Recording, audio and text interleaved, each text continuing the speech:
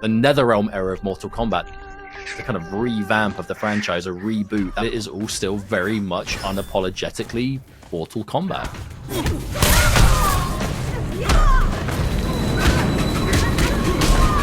We wanted to play it against each other. We wanted to see all the cool finishing moves and how all the old moves have been brought back, because it was back to 2D. Finish her!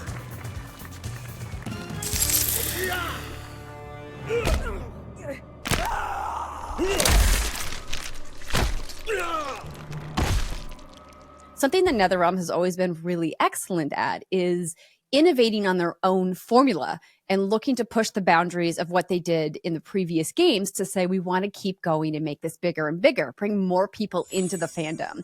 And Mortal Kombat 9, I think, was a really pivotal moment for that. Your amulet. It is nothing, Liu Kang. The tournament begins.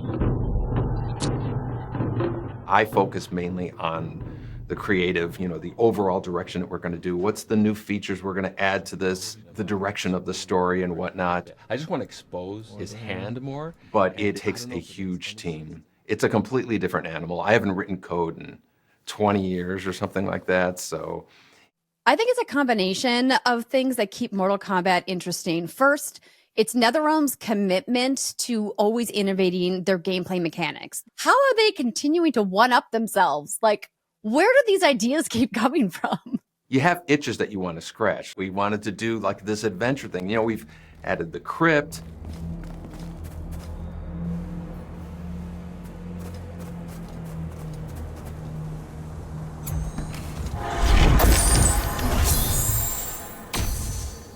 And we've added, conquest mode.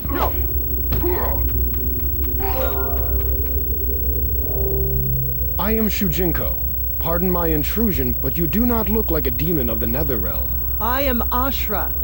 I was once like the others, before I found the means to purge myself of the evil taint that permeates all who reside here. I believe that's played a huge role as far as the longevity of Mortal Kombat. Players not knowing, well, what's the next game going to have? What do you say we settle this man to man? Best 2 out of 3? Fair enough. We must be careful. Madame Bo will kick us out if we break something. Oh, this won't last long enough for that to happen. You will be down in no time. Fight! We're always trying to add something new. I think it's evolved dramatically over the years, and players are sticking with us. A big part of what motivates myself and our team is just the continuing support that players have so many years later. And it didn't really dawn on me that it's not the same group of players. Some people joined in around Deadly Alliance, some people joined during MK9 or something. So there's a novelty to a number of people who've only seen 3 Mortal Kombats as opposed to the 12 that we've done.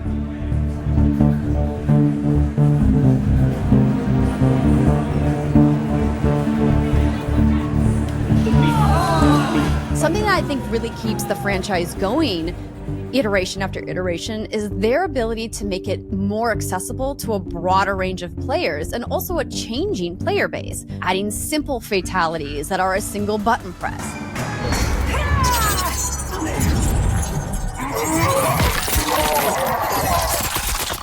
Adding combos that are easy to fire off.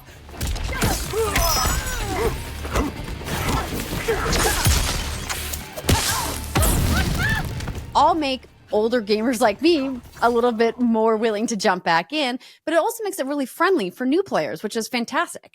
But on the other side, if you want to punish yourself, there are all the tools in there that you can make it as hard for yourself as you want. And I think that's what gaming in a modern era is all about, is giving gamers tools to play the games that they want. And NetherRealm has always been so excellent at that.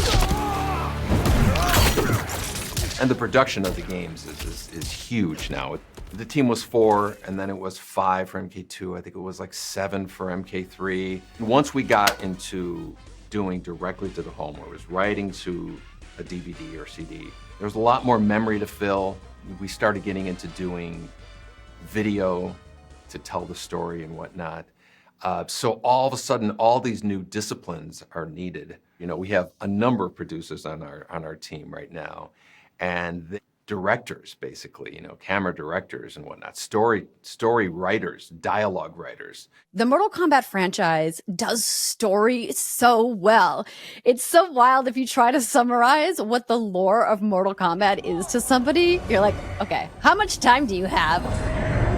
Surrender Kronika's crown and the Elder Jackson Briggs. No harm will come to you. Can we take an Elder God? Cassie beat Shinnok. Only because the cages are born with crazy magic powers. Maybe we have our own magic. These really wild, fantastical characters. You have gods, and you have robots, and you have animal humans and wizards and all kinds of stuff that makes it so fantastical and so fun. And the way that they've incorporated the lore and narrative into their story modes and campaigns in the games has been just phenomenal. They've made the campaign, for me, a go-to playable moment in every Mortal Kombat that comes out. And most fighting games can't say that.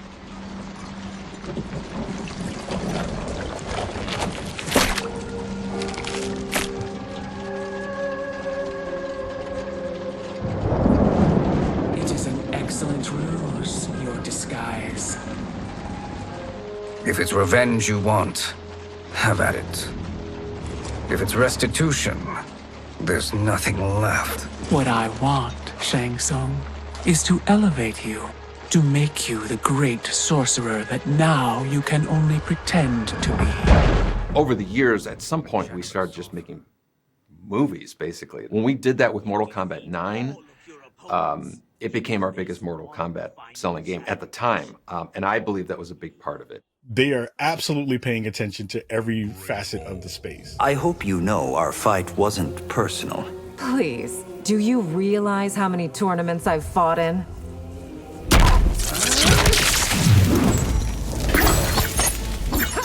If you were to say, you know, which series and which IP and which kind of game has continued to figure out interesting ways to reimagine itself, MK has been doing that for such a long time.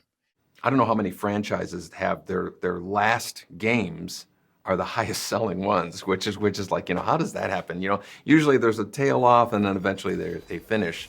Our last few games have been our highest selling ones, so I don't know what, I don't know. We're doing something right.